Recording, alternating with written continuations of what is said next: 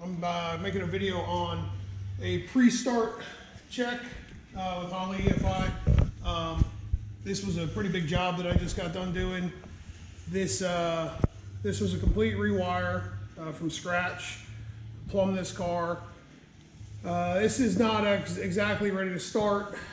I'm waiting for something to dry so I can bolt it on, and then I'll follow through. But I wanted to show you this before it got too late.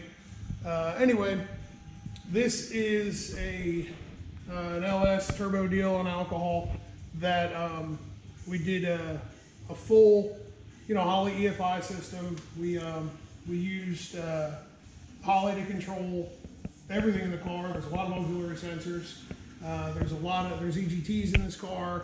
There's smart coils, a Holley dash, everything that we could use. We did through Holley. But what I wanted to do was show you guys kind of what I go through before I fire one of these up, and what this does. It may only take you about an hour or so, but what it does is it will save you hours and hours and hours of problems down the road, and many hours of you guys posting up, asking questions about stuff that y'all could have figured out before you fired it up. I know everybody gets really anxious with a new project to hear it run. It's actually one of the most nerve-wracking things for me when I fire up somebody's car for them the first time. So I'm pretty diligent about how I go about doing this, and it's saved me a bunch of headaches, and it may save you some. So this is kind of how I do things. The first thing I want to show you, it may seem dumb, but I use whiteboards. I write down everything I got to do. It seems like you would just think of it, but I write everything down. So this is a pre-start checklist for this particular car. What we're going to do is, we're going to confirm chassis wiring. So this car, even though it's more of a race car, it still has all the street functions like turn signals, high beams, low beams, horn, the whole 9 yards. I've already done the checking on all the chassis wiring. Something I'm not going to show, but it's not that difficult to do. I called it ground resistance, but really what you're doing is checking resistance across all your heavy leads, all your heavy battery wires, ground and power. You can do it before you put them on the car, but it's good to use a meter and go from one end of the wire to the other. Just check how much resistance you have. You could have a bad crimp, you could have a bad solder joint or something, and you could chase your tail for a while for no reason. I also go over every single connection that I made, so make sure it's all plugged in. You could be chasing your tail for no reason because you forgot to plug something in. So always just check everything that's all plugged in. Then what I'm going to do is I'm going to show you testing outputs, checking scaling and accuracy of all inputs. The reason this is written here, confirm injector and coil wiring, is because I built the coil harnesses, the injector harnesses, and the whole main harness. I made all of this stuff from scratch. So what I do is I use a meter like I've shown in a different video, and I go from one end to the other just to make sure that it's plugged in right. Your normal stuff, check oil. This has got a dry sump, so I'm going to have to pre-lube the dry sump system. This is a big one. People put this stuff together and then they forget to tighten it up. I'll show you this, confirm crank and cam gaps. Gap all your plugs. This is something that I do because this isn't my car. So I run a compression test on this thing first and foremost, just so that I can, if I have anything that kind of stands out to me, I address it before I even fire this car up. Then we're going to confirm temps. Once you've pre-lubed your oil system and whatnot, you can check for leaks, check your trans fluid, typical stuff, and then test the trans brake and the bump on this car. So we'll go over here and take a look at the EFI stuff that we're going to check. So we're plugged in. I'm already online, but if you don't know how, and this is your first time doing one of these, this is your sync with ECU tab. Click this. you should have already built your global folder. So this global folder has already been built. I build them while I wire the car. So the first thing that I go through is I do all the inputs, all the outputs. I build it in here just so I don't forget to put anything in, and then you can pin map them right away so that when you're building a harness, you know where everything's going to go. I pick areas because of the way I wire stuff, just so that it can come out of the car easily and go back in the car easily. Same thing, you know, with outputs. This car doesn't have a lot of outputs. It doesn't need it a lot. But you know, some of you guys are controlling, you know, turn signal, flashers, all that kind of stuff. So, you know, while you're wiring the car, you should have your laptop with you while you're wiring the car. So we're gonna check, we'll check some outputs first. So there's a lot of questions about, you know, how to activate a shifter, and it didn't work for me, and some of you guys have missed wiring it and whatnot. So what I do is I set it for TPS above 50% when it's here in the shop, so that I can make sure that I actually wired this thing right. So if you go in there, show the shifter. Once we crack 50% TPS, it activates the shifter. I can hear the relay clicking it. These solenoids should be triggered with a relay. Everything coming off the ECU should be triggered with a relay. But just a simple, quick thing to check. So what we'll do is I'm going to move this back over to RPM above. I think we're going to shift this thing around 8,200. I'll just move that back. Again, it's marked it unsaved because I made a change. So we want to resync, send that back to the ECU. So, you know, it's all saved and it jives. Now we're going to go online. Let's look at some sensor data. So this car is pretty sensor rich. It has quite a bit of auxiliary stuff. So the one thing, so like, you know, right now we've got EGTs here, right? So do we have anything that's reading 0 degrees, or do we have anything that's stuck? And no, we don't. So we, you know, it's a good thing that, you know, you bring them up on your live screen and view them. Make sure you don't have anything wrong. You know, make sure that you didn't miss something when you were wiring it. It's a big problem. People forget to plug stuff in. So the quickest way to do it is bring it up on your data view screen, and you'll see right away. The other thing I do is all of these sensors here. Sorry, I got a cold, but all these sensors, value format, I put them at 1.2. The reason being is it may sit there at 0. And you may just go, oh, okay, it's because we don't have any pressure on it. Let's make sure that sensor's live. So oil pressure, it's at 0 minus, you know, 0.1. We know that that oil pressure is correct. We know that the sensor's actually working. If it's just sitting there at 0, we may not. You know, the typical error that you see is high error, but we at least know that it is reading something.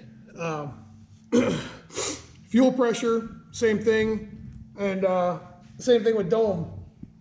So we've confirmed that we actually have a good signal from all of our auxiliary sensors back to the ECU. That's, you know, that's probably the first step. The next thing that you got to do, and this is pretty important, what I'm going to do, I'll show you here. I'm going to show you here. We're going to add barometric pressure here, which is barometric pressure is actually in your ECU. It's nothing that you've wired. Okay, so it's showing 99 kPa. Our map sensor, sorry, my nose is like really running. Our map sensor is showing 94.8 kPa. Well, it's about 50 degrees here. those things should act. Those things should match. So we're going to offset them in the software to make them match. But before we do so, let's look at some of the other sensors. Right here, CTS. You see how it says high error, low error? It's because I don't have it plugged in. I wanted to show you that that's not uncommon. You know, this is something, hey, I forgot to plug it in. I didn't really forget to plug this thing in. It's on the dry sump tank because we're going to use it for oil temperature to build some offsets for easy starting. But it is, it's unplugged, so it's not giving us a reading. I've already confirmed that it is working, but here's manifold air temp, 73 degrees. If you've got something that's not reading or it's reading high error or something like that, check your connection. You know, it could very well be that you have a bad connection. So here's pan vac down here. Okay, so pan vac right now is at 95 kPa, which is pretty close to barometric pressure, like it should be. And I don't have pan vac plugged in to the engine. It's actually loose, so I'm using a 3-bar here for this. So if you go back over here, pan vac, I'm going to unplug this thing, and you see what we did? It's down to 0 kPa because it's unplugged.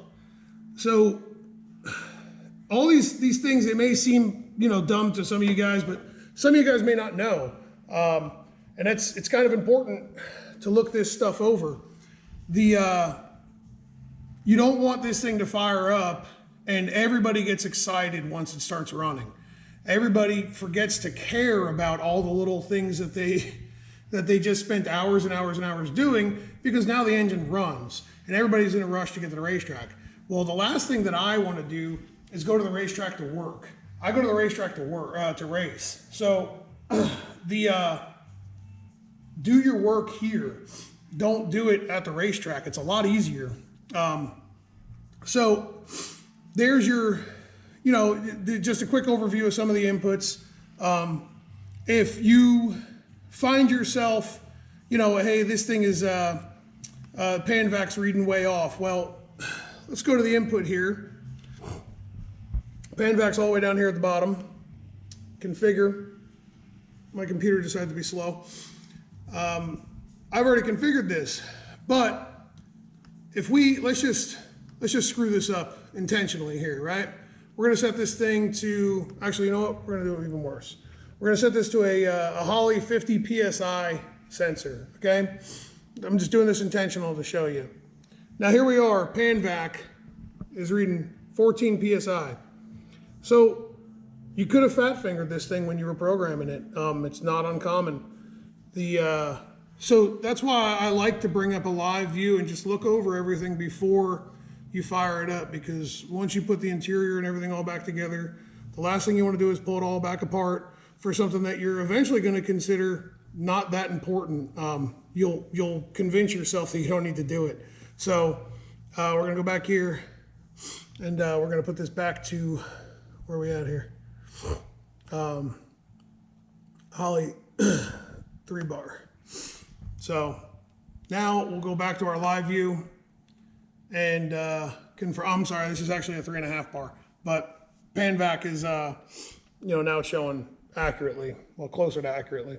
The next thing that I like to always check over everything is your gaps. So this thing's a little bit different than your typical LS. LS guys, you guys don't even really know what I'm talking about, because most of y'all don't even know what a timing pointer is. So if you've got an external crank trigger on the car, this applies to you. But this has got a you know, a Holley sensor in a billet bracket that was made by Steve Morris, and then that I had to fix because he likes to tap stuff with the wrong thread.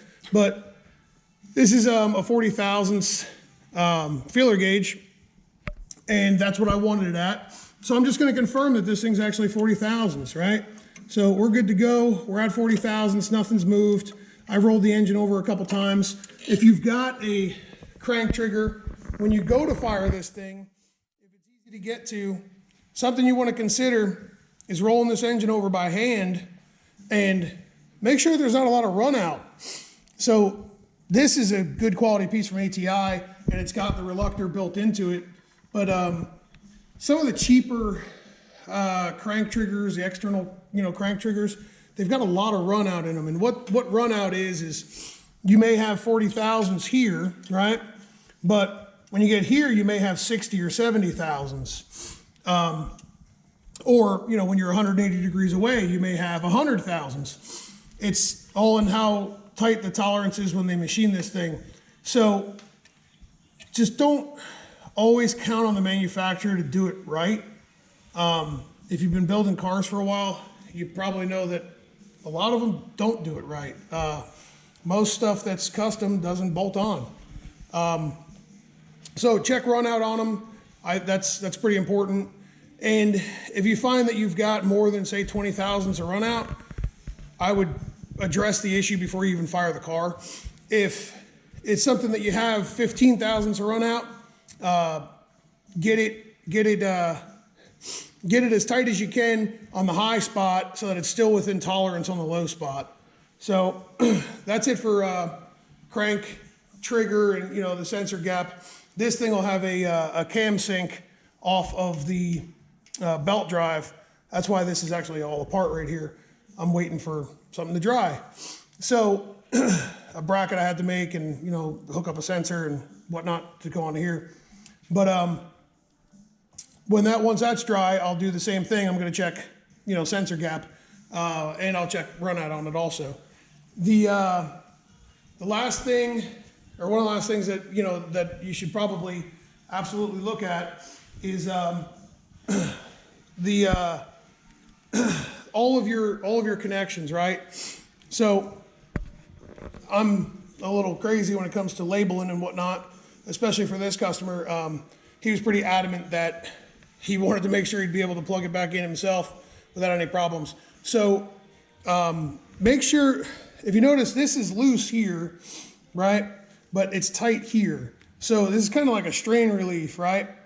So you don't want these being pulled on when you run these wires, right? So if they're being pulled on, these cars shake a lot. They vibrate. If you're going down, if this is a street car and you're driving it down the road, you're gonna hit potholes. You're gonna, something's gonna happen. Make sure that you've got a little bit of slack in everything. So this is tight, right? So all this is tight, but this has got a little bit of movement here, which is all right because it's not pulling on any of the wires. Same thing with back here. This is his oil pressure. Okay, so it's remote mounted, but this is the lead I've got for oil pressure, and there's room here. This is all, there's slack here. So obviously this is bolted to the firewall. If this moves, he's probably got bigger problems than, a loose connection. But there's still, it's not pulled real tight. You don't want wires being pulled really tight and, creating a bridge. They won't hold up. They will unplug. You'll make a pass down the racetrack. You'll click high gear and the car will shut off because something came loose. I say this because it's something that I had to chase down last year. So it was dumb. So you learn from your mistakes, and that's why I kind of do these videos, trying to help some of you guys out. But before you fire these things up, before you get too anxious, just kind of take a minute, go over everything. So like this is where like all of his power and ground is ran, right? Well, if one of these is loose, one of these nuts is loose, it may start and then it may not restart. It may start 5 times in a row and then it may start giving you problems. Just check over everything. Before, when you start getting pretty fast, when it comes to racing and you really start making progress, you really need to build a weekly routine into checking over every single nut and bolt and nook and cranny on these cars, because you'd be very surprised to see how much some of this stuff moves, no matter how many lock nuts you use, how many lock washers. The stuff backs off and it could be catastrophic.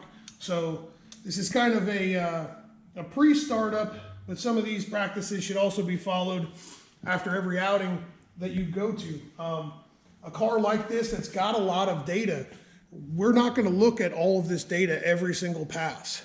But that if you stay on top of this stuff, you can see a problem before it happens. So